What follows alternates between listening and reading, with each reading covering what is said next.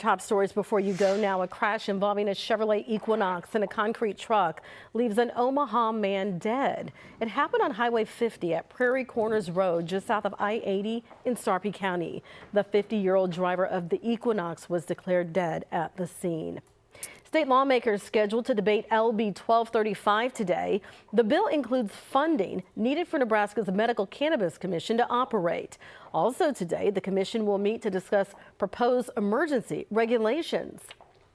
Also today, former Secretary of State Hillary Clinton set to meet with members of the House Oversight Committee for a closed-door deposition on the Epstein files. Former President Clinton will meet with the committee tomorrow. And 4 people are dead, 6 others hurt after a clash between Cuban border guard troops and a U.S. registered speedboat. Cuba's Interior Ministry alleges the 10 people on that speedboat were Cuban nationals living in the U.S. An Omaha woman caught in chaos in Mexico will make her way back to the U.S. today.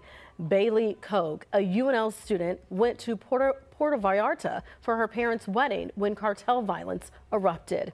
And tonight, Nebraska softball, Nebraska softball, back in action to face number 12, Oklahoma State. First pitch set for 6 o'clock.